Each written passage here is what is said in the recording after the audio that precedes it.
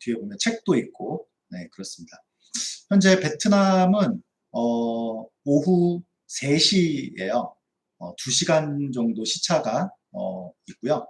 그래서 원래 추석에 베트남은 쉬지를 않아요. 그러니까 추석이 있긴 한데 그렇게 뭐 공휴일로 지정되어 있지는 않습니다. 그래서 오늘도 정상 근무를 하고 있고요. 저는 오늘 오후 반차를 냈어요. 회사에서. 네, 오늘 오후 반차를 내서 여러분들하고 이렇게 라이브 스트리밍을 하기 위해서 참여를 하게 되었습니다. 네, 네, 어서 오세요. KAL님, 자, 칼님, 자, 안녕하세요. 자, 여러분들 오늘 뭐 주제는 제가 한 3개 정도로 좀 잡았거든요. 첫 번째 주제는 조금 편하게 한번 이야기하기 위해서 베트남의 여행지, 관광지가 되겠죠. 그리고 베트남 음식이라든지 뭐 여러분들 궁금하시는 가고 싶은 곳, 뭐 이런 여행지 설명을 좀 제가 간단하게 제가 뭐 그래도 릴렉스하게 이야기를 하고요. 두 번째는 베트남어 학습에 대해서 한번 이야기를 해볼까 해요. 궁금해 하시는 분들이 또 많이 계시더라고요. 그래서 베트남어 학습을 어떻게 하면 효율적으로 그리고 빠른 시간 내에 할 것인지, 그리고 세 번째는 많은 분들께서 현지 취업에 대해서 여쭤보시더라고요. 그래서 취업을 사실 좀 민감한 문제이긴 해요. 왜냐하면 여러분들 생각을 해보세요.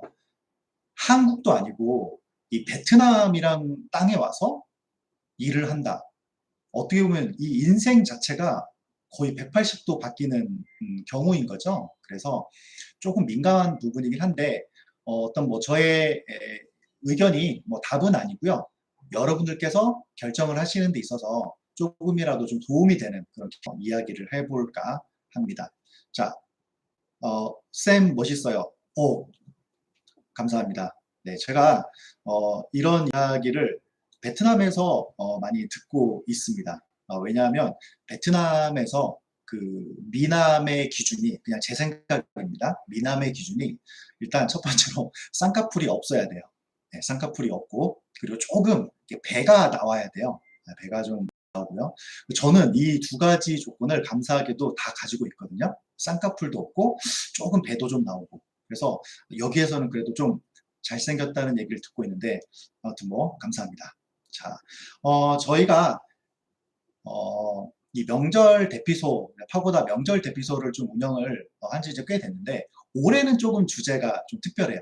기존에는 저희가 어떤 업로드된 영상이나 또는 어떤 공부 그런 컨텐츠를 가지고 이제 학습자분들하고 소통을 했었는데 저희가 이제 올해는 이렇게 직접 라이브 스트리밍을 통해서 여러분들 궁금한 걸 저희가 질문을 받고 여기 대해서 소통하는 시간을 갖거든요. 그래서 저희가 사전 질문을 좀 몇 개를 받아봤어요. 많은 분들께서 질문을 해주셨는데 그 사전 질문에 대한 내용을 좀 여러분들께 공유를 하고 여러분들 뭐 중간중간에 궁금한 게 있으면은 바로 질문을 해주셔도 좋습니다.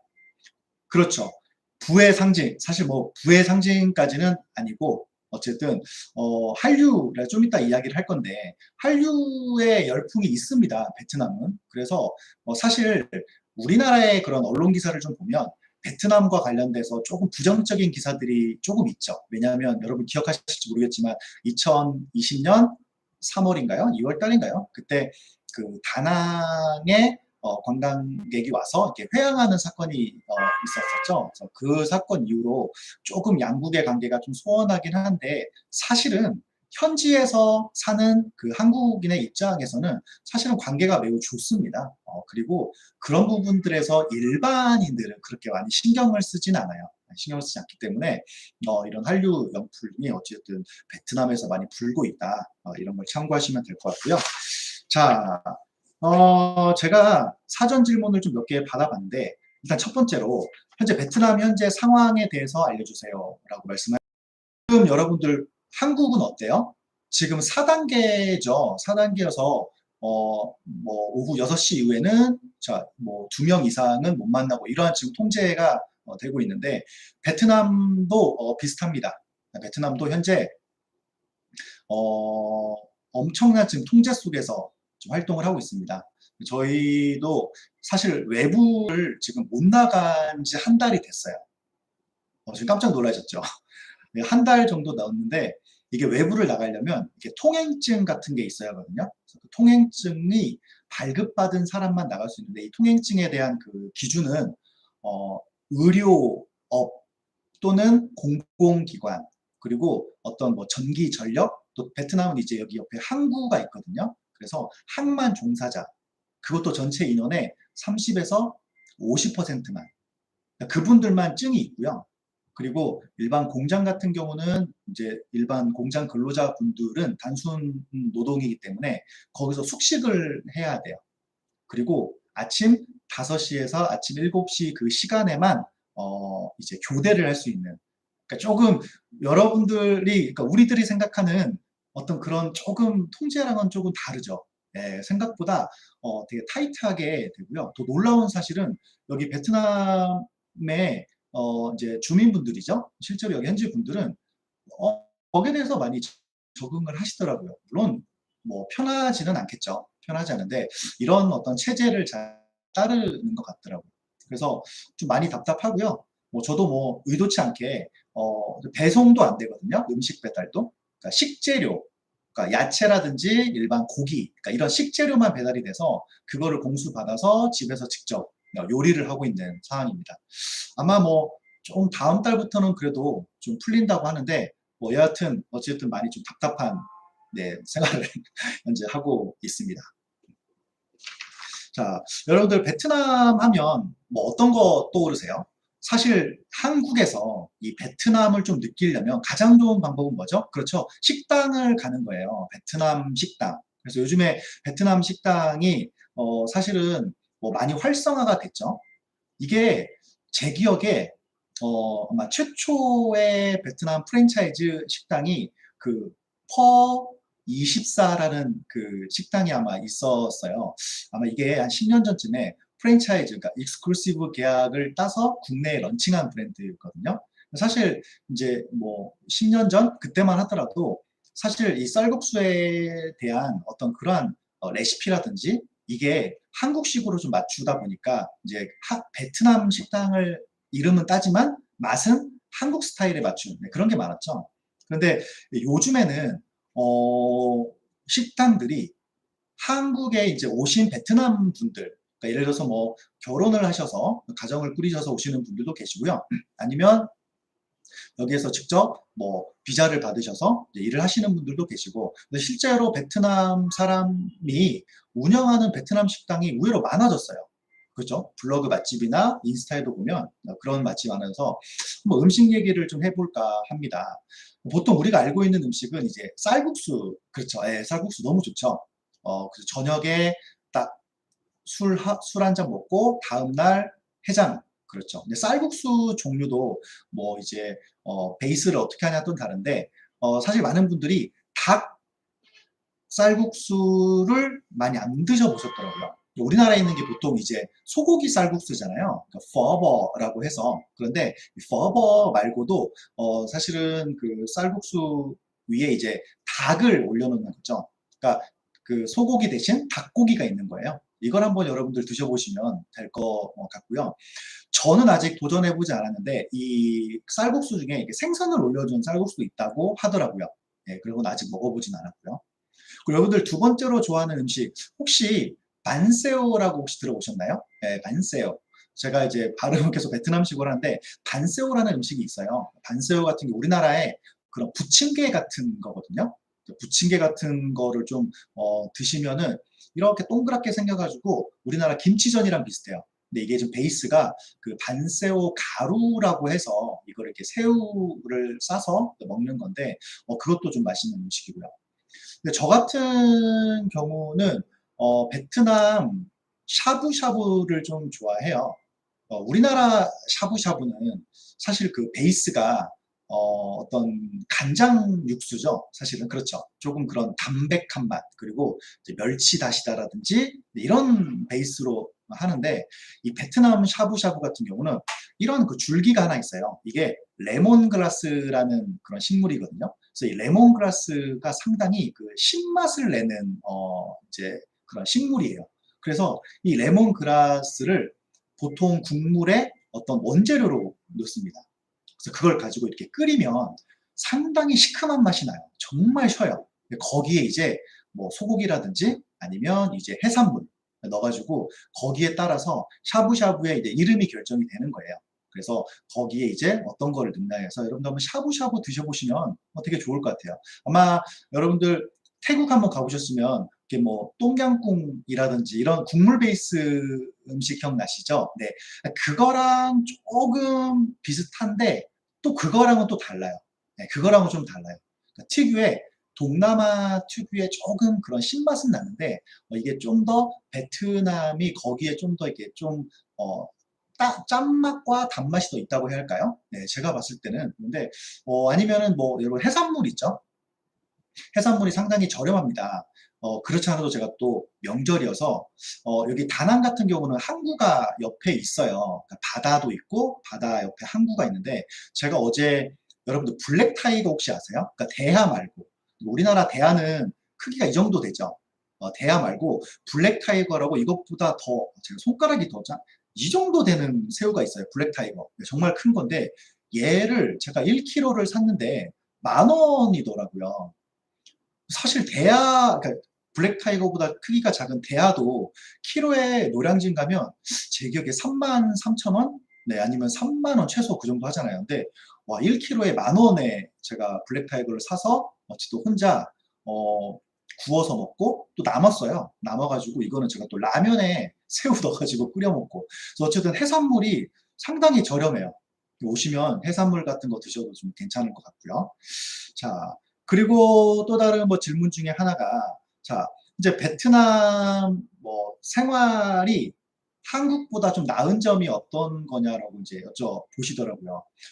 여러분들 혹시 베트남에서 한번 뭐 한 달 살기 이런 거 있잖아요. 뭐 2주 살아보기 이런 거 한참 유행이었는데 뭐 그런 거 한번 생각해 보신 적 있으시죠?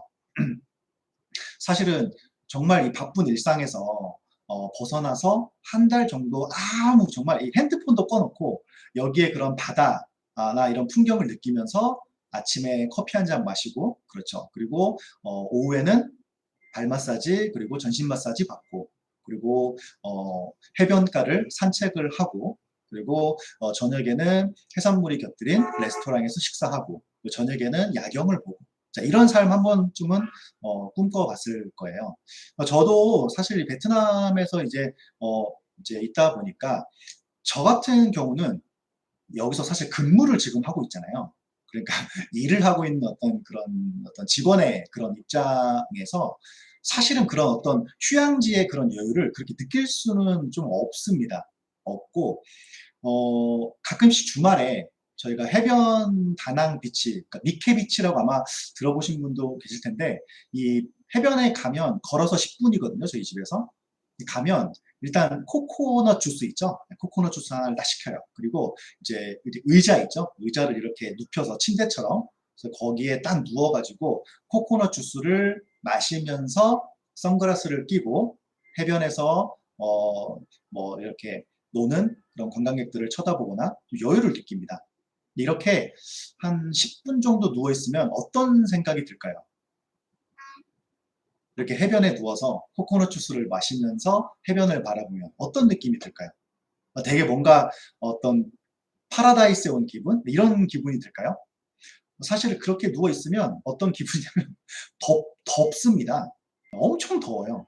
더워서 10분 누워 있으면 이게 들어가야겠다 집에 이런 생각이 들어가지고 빨리 마시고 오는 생각보다 베트남이 더운 나라예요. 네, 더운 나라고 그럼에도 불구하고 베트남 생활의 가장 큰 장점은 뭐냐면 일단 물가입니다.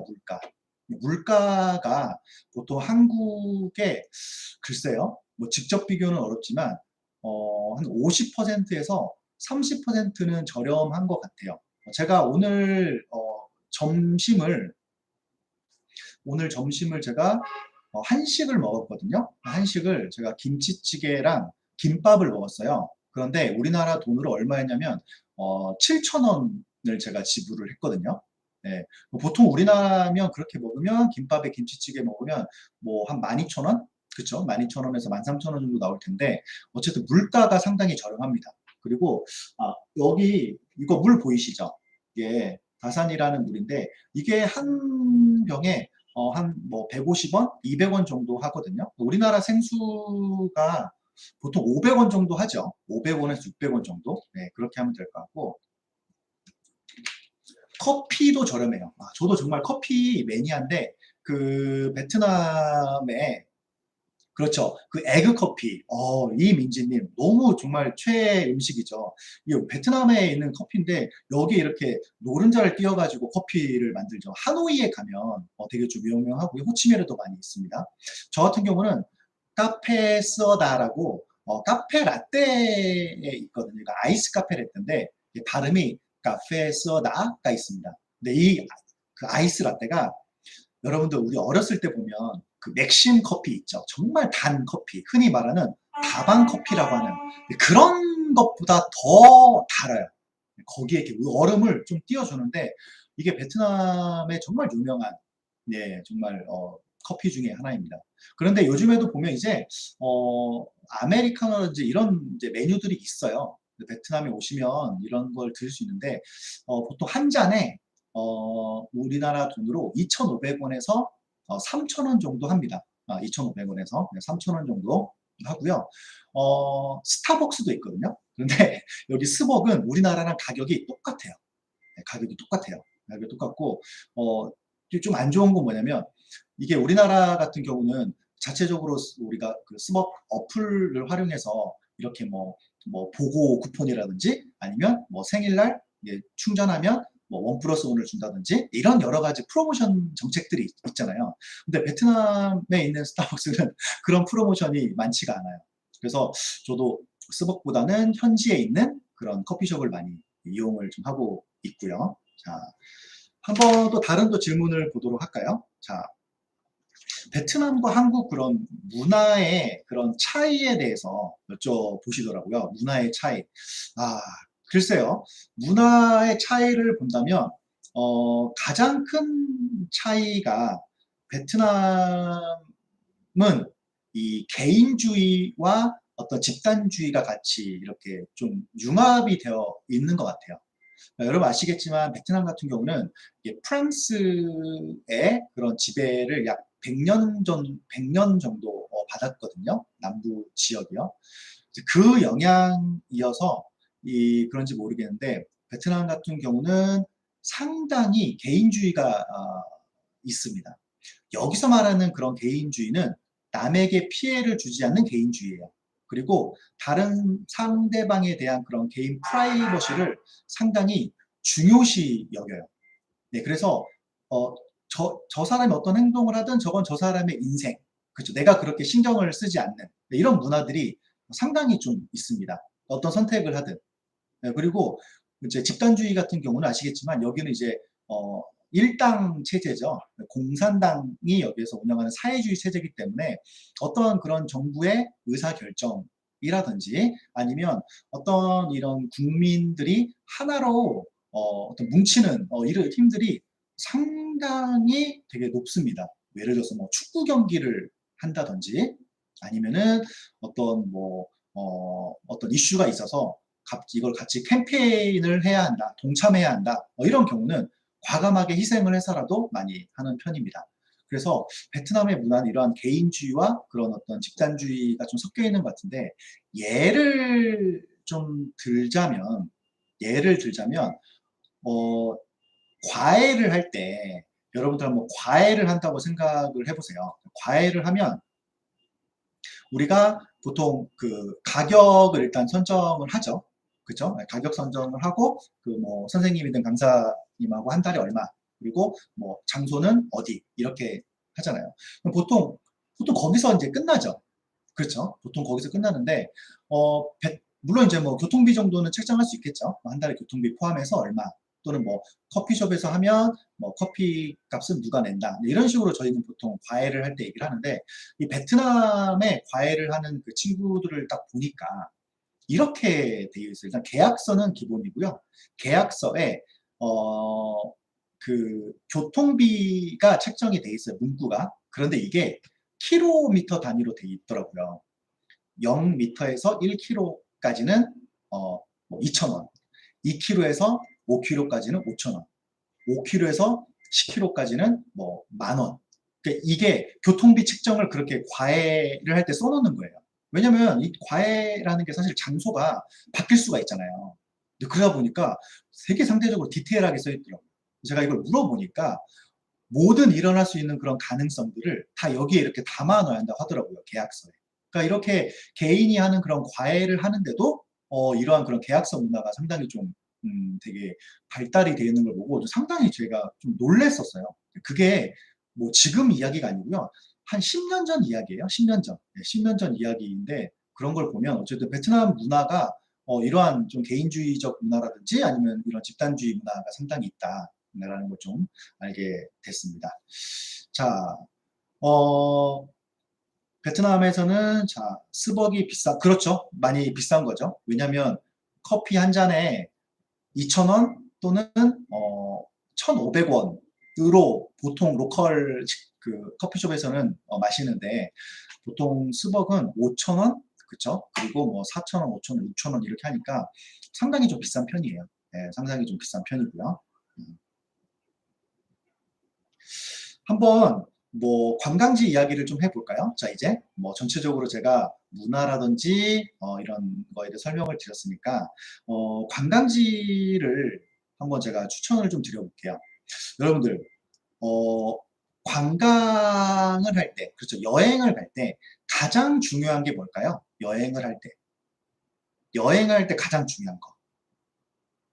뭐 호텔도 있을 거고 또는 음식도 있을 거고 아니면은 뭐 분위기도 있을 수 있겠죠. 뭐 교통이라든지. 제가 생각할 때 여행에서 가장 중요한 건 뭐냐면 누구랑 가냐가 가장 중요합니다. 누구랑 가냐가. 그렇죠. 누구랑 가냐가. 누구랑 가냐에 따라 가지고 여행의 퀄리티가 너무 달라지죠. 여러분들 이 다낭에 여러분들 휴가 때 날짜를 잡았는데 갑자기 회사에서 직장 상사와 워크숍을 이렇게 여기로 온다고 생각을 하십시오. 그러면 너무 생각만 해도 끔찍하죠. 여행은 누구랑 가냐가 가장 중요한데 이 누구랑 가냐에 따라 가지고 여행지도 역시 바뀌어야겠죠. 제가 세 가지로 나눠봤거든요. 여러분들 가족과 함께 가는 여행, 그렇죠? 그리고 두 번째는 그렇죠. 여자친구 또는 남자친구, 애인과 함께 가는 여행. 그리고 세 번째는 남사친, 여사친 또는 동료. 그렇죠? 이렇게 같은 또래들과 가는 여행. 이게 세 가지를 한번 버전을 제가 나눠봤으니까 한번 잘 들어보세요. 만약에 여러분들께서 가족들하고 같이 간다. 이러면 일단 다낭을 제가 추천을 해드리고요. 다낭 추천해드리고 여행 형태는 여러분들 패키지로 오시는 것을 추천해드립니다. 이런 패키지가 뭐죠? 사전에 제가 여행사에 돈을 내고 여행사의 그 일정에 맞춰서 가는 여행 형태를 말하는 거죠. 여기에는 물론 가격을 조금 내면 쇼핑이 포함되어 있고요. 옵션이라든지 돈을 어느 정도 내시면 쇼핑과 옵션이 불포함되어 있죠. 그래서 우리가 하고 싶은 그 일정대로 관광을 하는. 왜냐하면 이 한국 사람들은요, 여러분들 3명만 모여도 의견이 다 달라요. 그런데 하다못해 가족이면 최소 5명 또는 이 가족도 뭐 친척이 될 수 있고 또는 결혼하신 분들이면 뭐 처가를 모시고 온 가족일 수 있고요. 또는 내 형제, 자매 또는 오빠 이 가족과 같이 갈 수도 있단 말이에요. 그러면 이게 사공이 많으면 산으로 가요. 그리고 모든 사람의 의견을 다 맞출 수가 없거든요. 그래서 기본적으로 조금 가족 단위로 오신다면 저는 패키지를 추천을 해드리고요. 여기에서 주의할 점은 시간은 소중하잖아요. 그런데 여기에서 굳이 쇼핑이나 옵션을 조금 넣기 그러시면 여러분께서 가격을 좀 더 주시더라도 패키지로 오는 걸 추천을 해드립니다. 아시겠죠?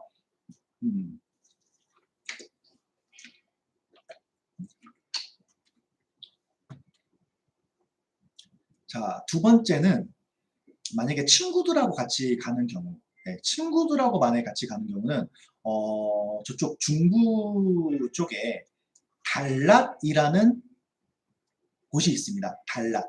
네, 달랏이 그 우리나라의 강원도, 그러니까 대관령 정도로 생각을 하시면 돼요. 어떤 느낌이죠? 조금 고산지대죠. 네, 조금 고산지대. 고산지대고 여기가 좀 기온이 조금 낮아요. 그러니까 유일하게 베트남에서 딸기가 나오는 장소거든요. 그래서 우리는 뭐 딸기 많잖아요. 근데 베트남에서 딸기가 나오는 장소가 이 달랏이 유일합니다. 물론 산딸기 말고요. 실제로 재배하는 딸기를 얘기하는 거예요. 그래서 이 달랏에 가면 고산지대여서 고산지대 그 특유의 그런 그 안개가 낀 그런 고산지대 풍경이 있고요. 그리고 여기에 어떤 그나마 좀 볼 수 있는 와이너리, 그러니까 전통 와인은 아닙니다. 그래도 와이너리라고 하는 그런 포도를 재배하는 장소도 있고요. 그리고 이곳에 이런 고지 카페, 그러니까 예쁜 카페들도 상당히 많이 있어요. 그래서 만약에 여러분들 친구들끼리 여행을 가시면 뭐 트레킹, 그러니까 이렇게 등산이라든지 걷는 거 좋아하시는 분들, 사진 찍는 거 좋아하시는 분들은 달랏이라는 곳을 제가 추천을 해드릴게요.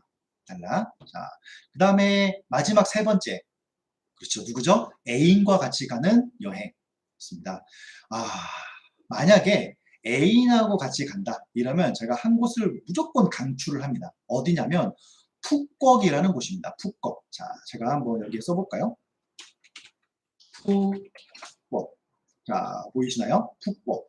이 푸꾸옥이 뭐냐면 우리나라의 제주도랑 비슷합니다. 제주도는 섬이 있죠. 네, 제주보다는 면적이 많이 좀 작은 곳인데 이 베트남에서 섬에 여행을 가려는 분들이 이 푸꾸옥으로 많이 갑니다. 그래서 이곳이 한창 개발을 해서 이제는 지금 어느 정도 개발이 다 된 상태거든요.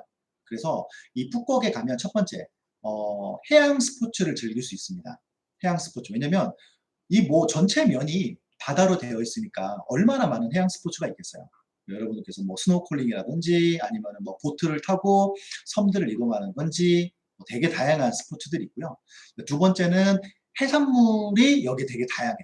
여기 킹크랩이라든지 아까 얘기한 블랙타이거든지 뭐 또는 다양한 어떤 조개류 이런 거 있고요. 굴도 있습니다.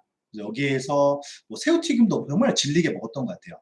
그래서 있고요. 세 번째는 이 푸꾸옥에 리조트가 있습니다. 바로 이 빈펄 리조트라는 곳인데 이 사실 그 빈그룹은 베트남의 이제 삼성이라는 그룹이거든요. 그래서 이 빈그룹에서 운영하는 럭셔리 리조트입니다. 그래서 이 푸꾸옥에도 빈펄 리조트가 있습니다. 이 빈펄 리조트 안에 골프장도 있고요. 그리고 어뮤즈먼트 파크, 그래서 그 놀이공원도 있어요. 놀이공원도 있어서 여기에 숙소를 잡으시고 뭐 이틀 정도 그 리조트 안에서 여가를 즐길 수도 있고요. 바람 쐬러 이렇게 해변가로 나와서 해양 스포츠 즐길 수 있고요. 그리고 또 이곳에 후추를 재배하거든요. 그래서 베트남 후추가 되게 유명한데 후추 재배지도 가볼 수 있고요. 여기에 예전에 미국에서 만들었던 그 감옥이 있어요. 감옥. 그래서 뭐 푸꾸옥 감옥이라고 하는데 그런 감옥에 가는 그런 투어도 있고. 저는 푸꾸옥을 한번 가봤거든요. 상당히 좀 괜찮았었어요. 네, 괜찮았었어요.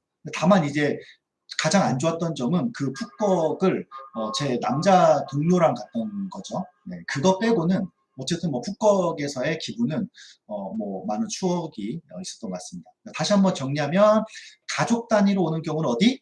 다낭으로 패키지로. 자, 동성 친구, 그러니까 남사친, 여사친 또는 동료랑 같이 가는 거면 자, 트레킹 전문 코스인 달랏. 자, 그리고 세 번째, 사랑하는 여인과 여행을 간다 이러면 어디? 푸꾸옥이고요.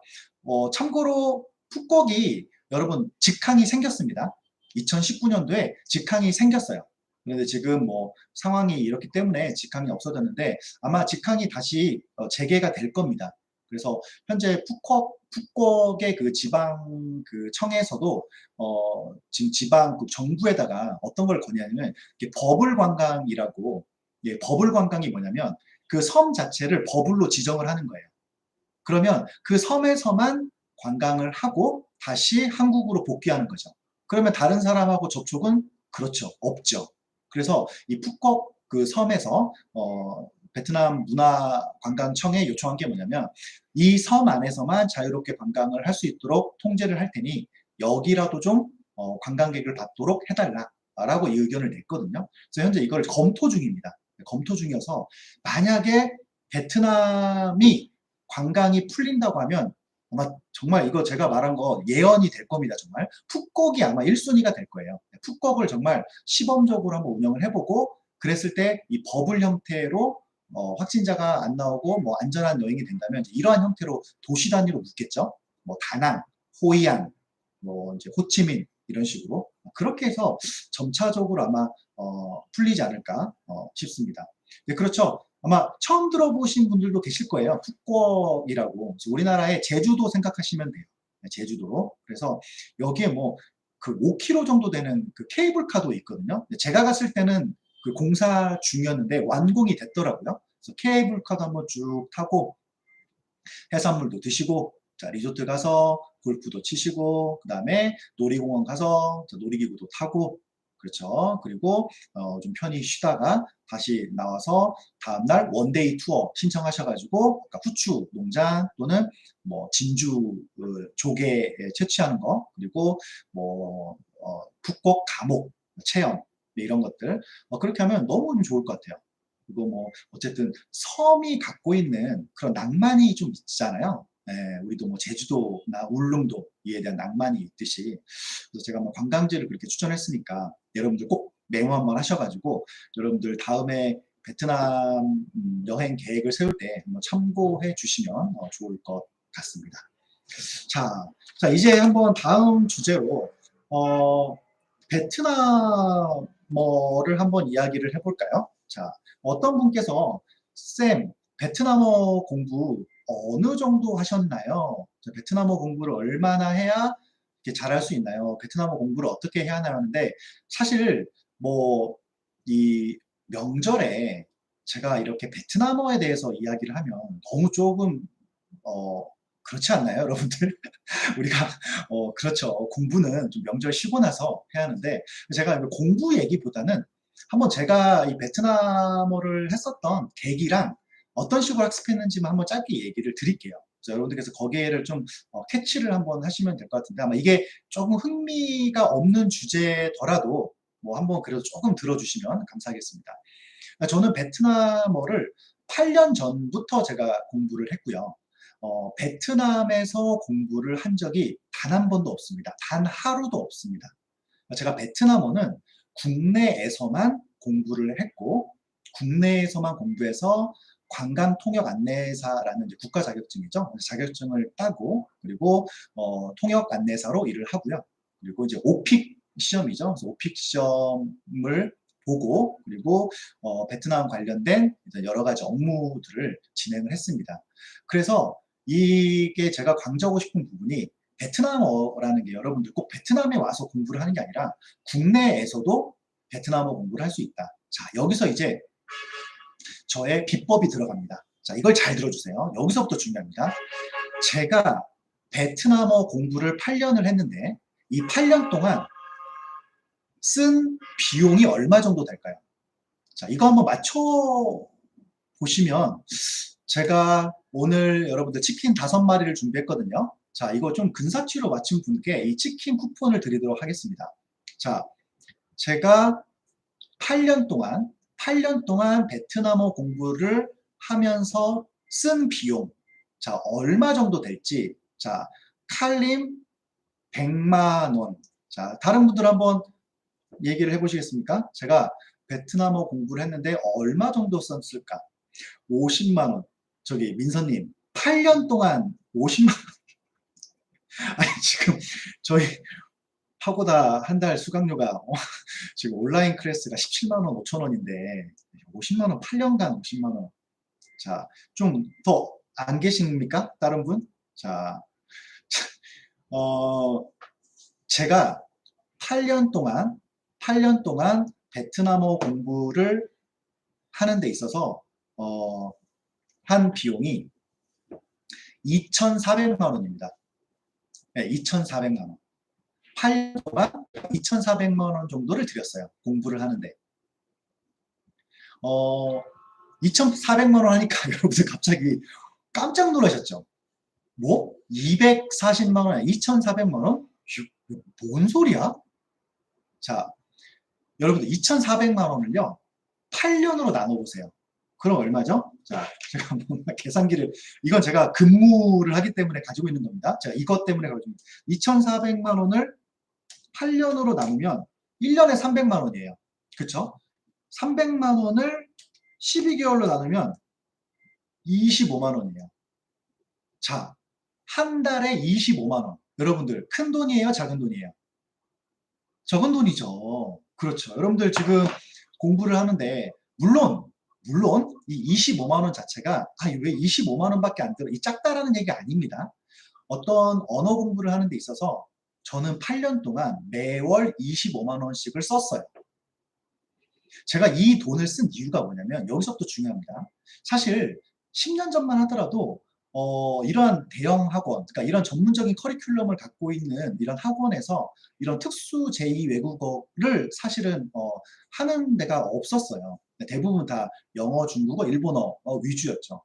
저도 공부를 처음 시작을 하려는데 공부를 할 데가 없는 거예요. 그래서 제가 졸업한 대학교에 조교 선생님을 찾아갔어요. 왜냐하면 제가 생각했던 게 왠지 유학생이 있을 것 같더라고요. 그러면 그 유학생이랑 내가 공부를 하면 되지 않을까 해서 조교 선생님한테 부탁을 했더니 유학생 한 명을 소개를 해주더라고요. 그 유학생이랑 처음 공부한 게 저의 베트남어 첫 공부 시작이었어요. 그런데 어느 정도의 공부를 하다 보니까 실력이 안 늘어요. 늘 수가 없죠. 왜? 저는 베트남어를 못하고 그 유학생분은 한국어를 못하고 그래서 어쨌든 죽이 되든 밥이 되든 뭐 계속 공부를 하면서 이제 시간이 흘렀어요. 그런데 직장을 다니면서 공부를 하는 게 쉽지가 않잖아요. 그래서 어느 순간 이렇게 좀 공부를 놓게 됐거든요. 그러다 보니까 내가 공부했던 거를 다 까먹게 돼요. 근데 막상 이제 다시 시작을 하려다 보니까 이게 좀 돈이 좀 아까운 거예요. 그래서 내가 그동안 공부를 했으니까 한번 혼자 해보자 해가지고 책도 보고 뭐 유튜브도 듣고 이렇게 해봤는데 실력이 정체가 되는 거예요. 이게 왜 그럴까요? 그렇죠. 이 언어라는 거는요, 좀 강제성이 있어야 돼요. 그리고 그 강제성에서 내가 뭔가 좀 스트레스를 좀 받아야 돼요. 그래야 어학 실력이 확 늘어요. 여러분들, 공부를 즐기면서 한다. 동의하십니까? 이거 다 뻥이에요. 아니, 어떻게 공부가 즐겁습니까? 공부는 즐거울 수가 없어요. 그래서 여러분들이 실력을 늘리기 위해서는 어느 정도의 그런 환경적인 요소를 만들어줘야 돼요. 그 환경적인 요소는 저는 뭐를 택했냐면, 한 달에 과외를 하면서 일주일에 2시간. 그러니까 이 2시간만큼은 내가 좋든 싫든 그 과외 선생님한테 가서 베트남어와 공부를 하는 거죠. 이렇게 저는 일주일에 2시간씩을 그냥 무조건 저를 포기한 삶을 사는 거죠. 저는 그렇게 생각했어요. 왜냐하면 그 당시에 베트남어를 공부한 목적은 없었어요. 제가 그냥 뭔가 외국어 하나를 영어 이외에 하나 더 파보자라는 생각으로 쭉 했었거든요. 근데 그렇게 상황이나 환경을 만들어 놓으니까 어느 순간 제가 하기 싫어도 그거를 강제적으로 하게 됐던 거죠. 자, 그런데 여차 어찌됐든 이렇게 공부를 8년 동안 하니까 이게 언어를 잘할 수밖에 없습니다. 정말 잘할 수밖에 없어요. 이거는 제가 언어적인 감각이 있는 게 아니라 누구라도 그렇게 했으면 잘할 수밖에 없는 거죠. 그러니까 2,400만 원을 투자를 했는데 이 2,400만 원은 자 이제 어떻게 됐을까요? 제가 관광통역 안내사 자격증을 따서 관통사 안내증을 따고요. 6개월 만에 다 회수했습니다. 자, 이럴 때 뭐 박수 한번 나와야 하는 거 아닌가요? 저라도 한번 박수를. 자, 뭐 제가 뭐 이렇게 뭐 돈을 벌었다는 걸 자랑하려는 그게 아니라요. 이렇게 교육에 투자한 돈은 나중에 다 돌려와요. 8년을 투자했지만 6개월 만에 회수가 됐죠. 나머지 6개월은 그때부터 이제 버는 돈이죠. 여러분들 자본주의 사회잖아요. 돈이 최고입니다. 여러분들 지금 베트남어 공부하시는 거 또는 지금 여러분들이 이렇게 열심히 하는 거 다 뭐 때문에 그래요? 그럼요. 돈을 벌기 위해서 그런 거예요. 그리고 여러분들의 가치를 높이기 위해서. 저 같은 경우는 그걸 제가 증명을 했잖아요. 이 2,400만 원은 6개월 만에 본전을 다 뽑았습니다. 그 이후부터는 그냥 우리가 BEP라고 하죠. BEP가 이미 넘어섰기 때문에 계속 이제 순이익으로 돌아가는 거죠. 그래서 저는 여러분들께 꼭 말씀드리고 싶은 게 뭐냐면 이 베트남어의 학습의 하나는 뭐냐면 이 꾸준함이에요. 꾸준함. 네, 꾸준함을 하는데 여러분들이 하나의 어떤 그런 강제성을 띤 환경을 만들어 놓으세요. 그게 뭐가 됐든. 예. 그걸 무조건 할 수밖에 없게끔 여러분들이 만들어 놓으셔야지, 여러분들이 아무리 계획을 잘 세우고 어떤 다양한 컨텐츠를 내가 뭐 하겠다고 해도 이게 강제성이 없잖아요. 그러면 여러분들 그게 시간이 10년 더 걸립니다. 제가 만약에 좀만 더, 좀만 더 열심히 했으면 아마 이 시간을 8년에서 4년으로 당겼을 거예요. 지금 여기 들어와 계신 학습자분들은 아마 저보다 분명히 짧은 시간 내에 할 수 있을 거예요. 왜냐하면 요즘에는 어떤 커리큘럼이라든지 아니면 어떤 자신에 맞는 학습 방법이라든지 또는 유튜브라든지 여러 가지 다양한 어떤 환경이 있지 않습니까? 거기에다가 조금만 강제성을 띈 환경을 만들어 놓으면 여러분들 아마 분명히 실력이 빨리 오를 수 있을 것 같아요. 아시겠죠? 자, 그러면 주효경님 300만 원. 가장 그래도 좀 근접했네요. 예, 그런데 너무 조금 좀 갭이 커서 맞추신 분은 없는 걸로 좀 하고요. 자, 다음 주제로 한번 넘어가 보도록 할게요. 자, 여러분들 가장 큰 관심사 뭐죠? 현지 취업. 그렇죠. 현지 취업에 대해서 한번 이야기를 해보도록 하겠습니다. 사실 좀 이 주제는 좀 민감하긴 합니다. 여러분들의 인생이 걸려 있고 제가 감히 그 어떤 분들한테 당신 이렇게 하세요. 이게 정답이에요. 이렇게 하면 성공합니다. 라고 말할 수 있는 입장도 아닙니다. 제가 뭐라고. 그렇죠. 그래서 이런 부분에 있어서 그런 쪽으로 여러분들 좀 이해하지 마시고요. 이러한 옵션도 있구나. 인생을 살면서 저렇게 사는 사람도 있구나. 정도로만 생각을 하시고요. 여러분들께서 선택을 하실 때 뭐 하나의 옵션 정도로 생각을 하시면 될 것 같아요. 왜냐면 제가 이 옵션이라고 말한 이유는 뭐냐면 여러분들께서 다양한 옵션을 깔아놔야 합니다. 아시겠죠? 현재 여러분들께서 직장을 다니는 분도 계시고요. 또는 학생분도 계실 거고요. 또는 어떤 본인의 의지와 상관없이 잠시 뭐 휴직을 하시는 분도 계실 겁니다. 그런데 옵션을 하나만 보고 바라보면 길이 좁아지잖아요. 다양한 선택지를 만들어 놓는 게 좋습니다. 저는 그런 면에서 이 해외 취업은 여러분들의 두 번째 또는 세 번째 옵션으로 생각을 하시면 될 것 같아요. 예, 그럼 해외 취업에 대해서 한번 이야기를 해보도록 하겠습니다. 일단 해외 취업은 말 그대로 베트남의 그 법인에서 여러분들을 채용을 하는 거죠. 그래서 계약서나 이런 근로계약서가 기본적으로 베트남 로컬 법에 따라서 작성이 됩니다. 그리고 급여도 베트남 돈으로 급여를 받으시고요. 그리고 여기에서 일을 하시기 때문에 베트남에 있는 근로기준법을 따라갑니다. 이게 기본적인 원칙입니다. 그런데 중요한 건 이거죠. 해외 취업이 좋은 건지, 해외 취업이 나한테 어떤 장점이 있는 건지, 해외 취업을 하려면 어떻게 그럼 해야 하는 건지, 또는 해외에서 일을 하다가 국내로 돌아왔을 때 이게 뭔가 계속해서 연속성이 있을 것인가, 막 되게 다양한 고민들이 있을 거예요. 그쵸? 그래서 제가 일단 제 기준에서 생각나는 데 이야기 할 테니까 혹시 여러분들께서 해외 취업 관련된 부분에 대해서는 이렇게 실시간 채팅창으로 남겨주세요. 하시면 제가 거기에 대해서 바로바로 답변을 드리도록 하겠습니다. 일단 저의 한번 그런 아침부터 저녁까지 삶을 한번 이야기를 해볼게요. 일단 아침 8시 30분이 되면요. 저희 집 아파트 앞에 이렇게 차가 옵니다. 자, 어떤 차가 올까요? 자, 맞춰보실래요? 8시 30분에 자, 저를 픽업하러 차가 옵니다. 어떤 차가 올까요?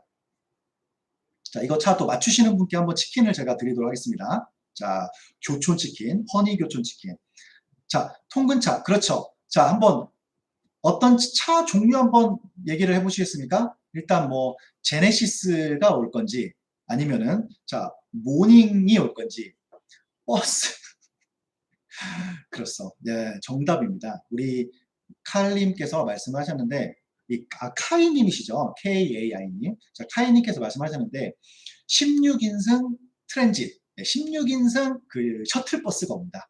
저희를 픽업을 하러 오는 거예요. 여러분들 생각하시는 뭐 이렇게 막 이런 세단 자동차가 와서 누가 이렇게 문을 열어줘서 자, 타십시오. 이런 거 절대 아니고요. 그냥 네, 통근차가 오면 여기에 타면 됩니다. 저기 효경님 45인승은 뭐 관광 오셨나요? 다낭에? 45인승 저희 16인승입니다. 16인승. 그래서 자 출근을 합니다. 이제 9시부터 저희가 근무를 하죠. 그래서 9시에 이제 근무를 하면 보통 이제 이메일 확인을 해요. 왜냐하면 시차가 다르잖아요. 저희가 9시면 한국은 11시, 뭐 또는 홍콩, 싱가포르는 10시. 그렇죠. 그리고 뭐 인도네시아, 뭐 이렇게 여러 나라 국가, 뭐 이탈리아 같은 경우, 그러니까 협력사들이 파트너사들이 다르기 때문에 아침에 출근하면 이제 이메일을 확인을 하고요. 그리고 내부 팀 회의를 갖습니다. 내부 팀 회의를 갖고 그리고 이제 점심을 먹죠. 점심 같은 경우는 보통 이제 그랩, 우리나라로 치면 배민 같은 거예요. 그래서 그랩을 통해서 점심을 시켜서 식사하고 그다음에 이제 오후에는 뭐 현장 업무를 나가기도 하고요. 아니면은 뭐 이제 본사에서 요청한 어떤 자료라든지 아니면은 뭐 매출 관련된 뭐 이런 것들 데이터를 뽑고 뭐 분석하는 작업들 그리고 이제 오후에는 뭐 이제 파트너사들 미팅도 있겠죠. 또 요즘에는 뭐 화상으로 미팅을 한다거나 뭐 이렇게 하면 하루가 금방 가요. 그래서 6시에 이제 근무가 끝나고요. 그럼 아침에 tas던 그 통근 버스가 또 대기하고 있습니다. 그래서 그 버스를 타면 뭐 6시 반 정도에 저희 이제 집 앞에 딱 내리는 거죠. 이게 일과가 끝입니다. 그러면 보통 이제 저 같은 경우는 7시에 주변에 이제 운동을 할 수 있거든요. 그래서 뭐 이제 이틀은 테니스를 치고요. 그리고 이틀은 축구를 합니다. 그래서 저녁에 운동을 하고 저녁 식사는 이제 뭐 9시나 10시 정도에 식사하고 그렇게 하루를 마무리하는 그러니까 이런 패턴을 살고 있습니다. 주재원 생활을 하면. 그런데 여기에서 가장 중요한 거는 뭐냐면 그 두 가지로 일단 나눌 수 있을 것 같아요. 내가 현재 국내에서 근무를 하고 계시는 분이 있고요. 두 번째는 한 번도 일을 하지 않은 취준생분들이 있을 거예요. 뭐 이렇게 두 가지를 나눠서 한번 이야기를 해볼게요. 자, 만약에 현재 근무를 하고 계시는 분이라면 첫 번째는 바로 어떤 업무의 연속성이 중요합니다. 아마 자신이 갖고 있는 그런 업무의 전문 분야가 있죠. 어떤 분은 인사 또는 총무 분야, 아니면 영업 또는 뭐 마케팅, 아니면 구매, 뭐 아니면은 어떤 공장 관리 이라든지 그러니까 여러 가지 파트의 그런 전문 분야가 있을 거예요. 그래서 그 분야를 국내에서 어느 정도 5년 이상 좀 내가 경력으로서 있다 하면 그 경력을 가지고 도전을 하시는 겁니다. 그래서 경력이 국내에서는 영업을 했는데 갑자기 해외에서 나는 인사 업무를 할 거야 해서 이렇게 가지는 않고요. 예, 업무의 연속성을 가지고 가야 한다. 쌤, 그러면 이때 베트남어는 어느 정도 해야 하나요? 라 있는데요. 사실 첫 번째로 중요한 거는 영어입니다. 영어. 기본적으로 의사소통이 영어로 진행이 되거든요. 그래서 영어를 잘 하셔야 돼요. 여기서 영어를 잘한다는 거는 일단 첫 번째, 영어 이메일을 기본적으로 잘 쓰셔야 하고요. 그리고 두 번째는 문법적으로 틀린 게 없어야겠죠. 그리고 리스닝이 잘 돼야 돼요. 리스닝. 회화는 내가 말을 할 수 있을 정도만 하면 돼요. 그러니까 주어, 동사, 목적어를 통해서 내가 하고 싶은 말을 하면 돼요. 회화는. 근데 지금 영어 얘기하는 겁니다. 근데 듣기는 잘하셔야 돼요. 듣기는 잘하셔야 돼요. 그리고 이메일을 잘 써야 돼요. 이 정도 역량이면 일단 해외에 근무를 하는 첫 번째 조건은 된 겁니다. 그리고 이제 두 번째는 자 그럼 베트남어를 어느 정도 해야 하냐라고 하신다면요. 그냥 제가 오픽 기준으로 말씀을 드릴게요. 오픽 기준으로 IH 정도 하시면 됩니다. 네, 오픽에서 IH면 토익 점수로 환산했을 때 800점 정도 되거든요. 기본적인 회화가 가능한 형태인 거죠. 왜냐하면 여러분들께서 베트남에서 근무하신다고 해서 직원들하고 베트남어로 이야기를 하지는 않습니다. 네, 그리고 기본적으로 통역을 담당하는 직원들이 있고요. 그리고 기본적으로 영어 베이스로 하기 때문에 베트남어를 하면 어떤 장점이냐면 이런 인간적인 관계, 그렇죠. 또는 급하게 의사소통을 할 때뭐 베트남어로 한다거나 이런 좀 더 장점이 있을 수 있겠죠. 그래서 이러한 요건이라면 해외에서 취업을 하는 거는 사실은 큰 문제가 안 될 것 같고요. 대신 여기서 이제 중요한 게 있습니다. 내 환경이, 그러니까 내 생활 환경, 내가 베트남에서 살 수 있는 환경인지를 한번 생각을 해보세요. 무슨 말이냐면, 뭐, 가족이 이제 없거나, 솔로라든지, 그렇죠? 또는 뭐, 내가 혼자 사는 거에 익숙하신 분들이라든지, 또는 그렇게 한국이 뭐 그립지 않다라든지, 자, 이런 환경적인 부분에 좀 적합하신 분들이 계세요. 그런 분들은 해외 생활과 잘 맞습니다. 해외 생활과 잘 맞고요. 그리고 급여를 잘 비교를 하셔야 돼요. 한국에서 급여가 예를 들어서 뭐 300만 원을 받았는데 베트남에 오면서 급여가 뭐 갑자기 뭐 150 또는 이렇게 200으로 깎인다. 이러면 사실은 좀 힘들겠죠. 그래서 중요한 건 사실 급여 부분도 좀 중요하고요. 아시겠죠? 그리고 나서 여기서 지금 경력을 어느 정도 이제 쌓으면 사실은 또 국내에서도 이러한 인력들이 필요합니다. 왜냐면 이 국내 회사도 해외 파트가 있지 않습니까? 해외 영어 파트. 그러면 어떤 해외에서 생활한 그런 경험을 많이 쳐주거든요. 그래서 한국에 돌아오시더라도 그 경력을 그대로 살려서 계속 이어갈 수 있는 그런 부분들이 있습니다. 자, 이제 두 번째는 취준생분들에 대한 한번 이야기를 해볼까요? 내가 현재 경험이 없다. 국내에서 경험도 없는데 어떻게 해외 경험을 쌓냐 이런 이제 질문이 많을 거예요. 이제 이런 분들에게 추천하는 게 두 가지가 있는데 요즘에 보면 이제 뭐 K-무브라고 해서 이제 이런 위탁 운영 기관을 통해서 어떤 보수 교육을 받고 여기에서 현지 취업을 알선해주는 그런 회사들이 있습니다. 이게 뭐 여러분들 뭐 알선해준다고 해서 꼭 안 좋게 볼 건 아니고요. 이러한 프로그램을 통해서 실제로 현지 취업을 하셔서 여기에서부터 경험을 쌓고 이렇게 위로 올라가시는 분들도 많이 있습니다. 그래서 이러한 어떤 K-무브 프로그램을 통해서 하는 방법이 있고요. 두 번째는 뭐냐면 일단 여러분들께서 국내에서 경험을 쌓으시는 거죠. 그런데 이제 취업을 할 때 너무 이제 작은 회사보다는 그래도 중견기업 정도 이제 이상 되는 그런 회사에 취업을 하시는 거를 추천을 드려요. 왜냐하면 이 신입사원 때 그 경력은 사실은 없잖아요. 그렇기 때문에 어떤 회사를 많이 보거든요. 그래서 그런 회사에서 경력을 쌓으셔가지고 3년, 5년 이렇게 하셔가지고 베트남으로 이렇게 점프를 하시는 방법 이런 점들을 합니다. 어쨌든 공통으로 중요한 거는 뭐다? 영어 중요하고요. 두 번째는 베트남어 같은 경우는 이 정도 여러분께서 IH 이상을 좀 하시는 걸로 제가 좀 추천을 해드리고요. 자, 혹시 뭐 이런 현지 취업에 대해서 뭐 좀 궁금하신 분들 좀 계신가요? 네.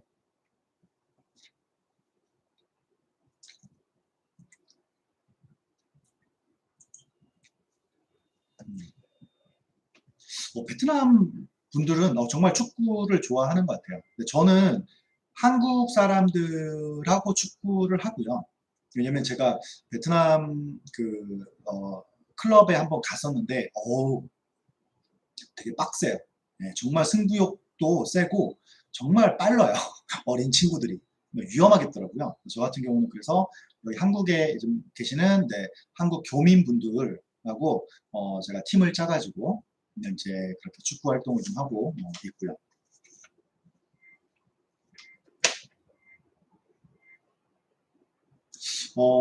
이런 질문도 하셨더라고요. 그 베트남 연애나 그런 결혼 관련해서 여기가 그 그러니까 초혼 연령이 조금 좀 낮아요. 연령대가.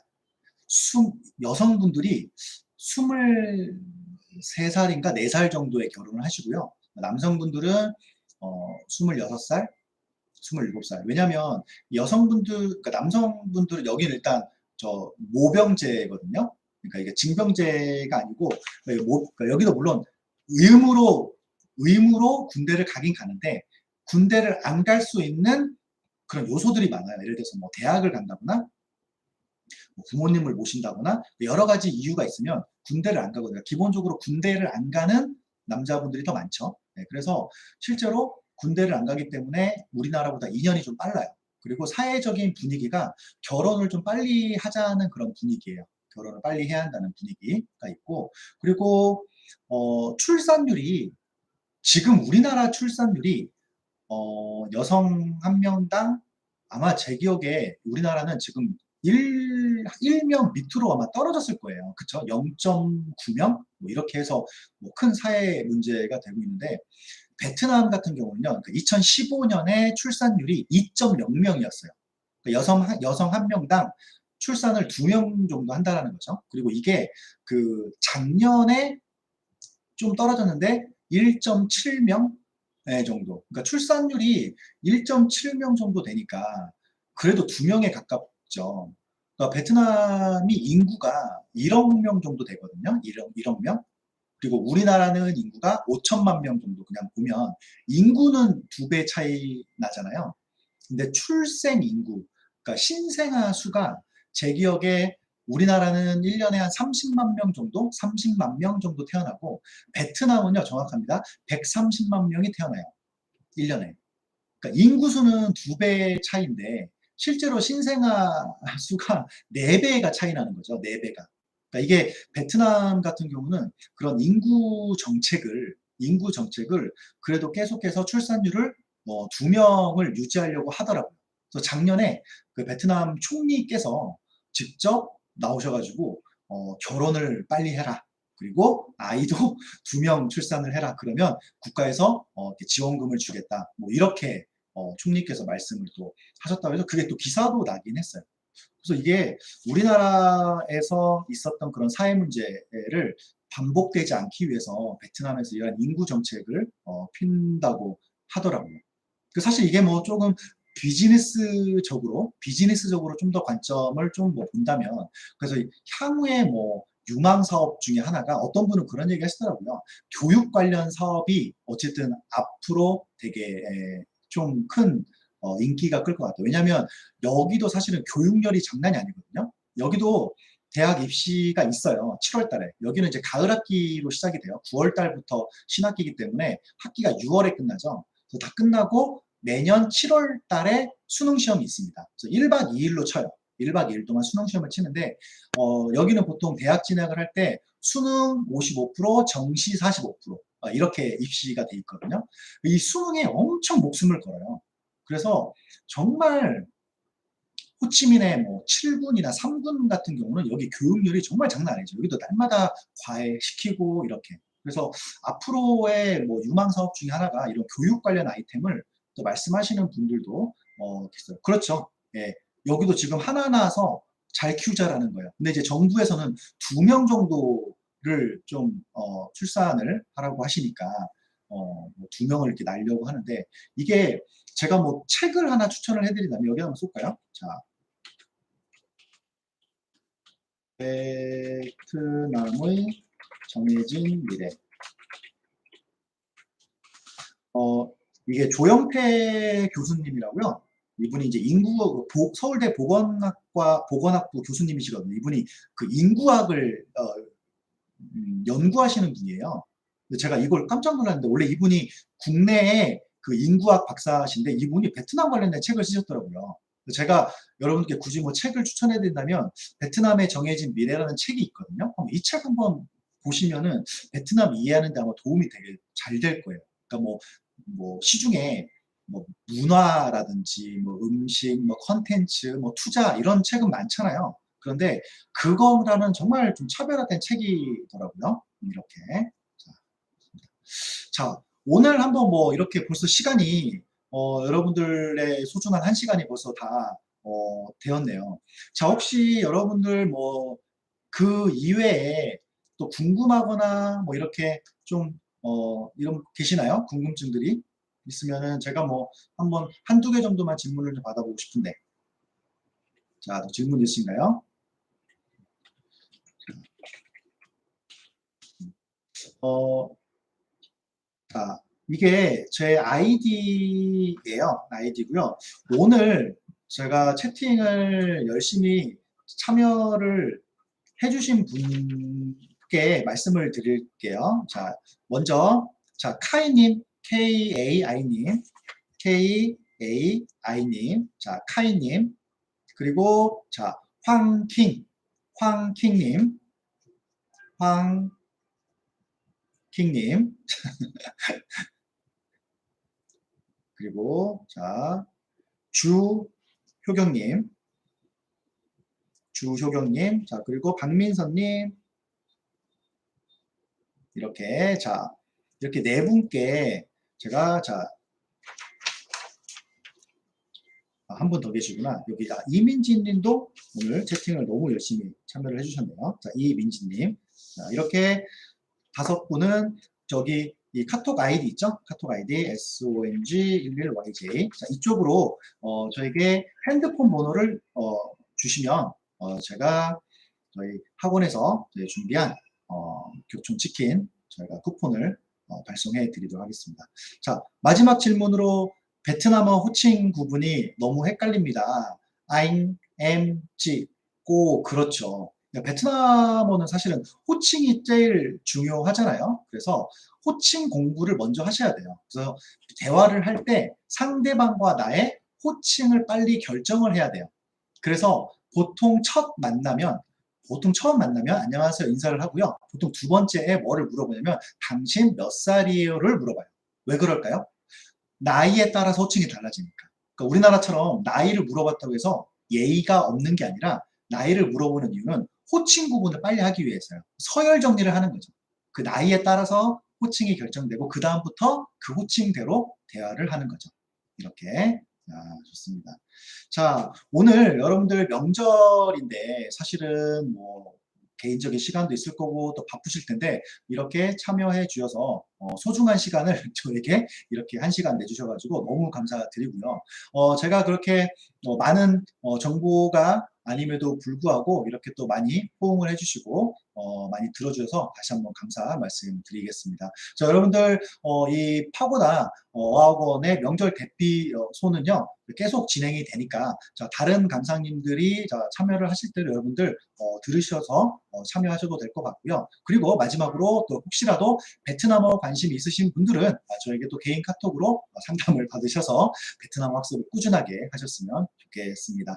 자, 여러분들 남은 추석 연휴 잘 보내시고요. 저희는 또 다음 기회에 있으면 이런 소통을 또 한번 했으면 좋겠습니다. 자, 그러면 여러분 인사하고 끝내도록 하겠습니다. 여러분들 감사합니다. 고맙습니다.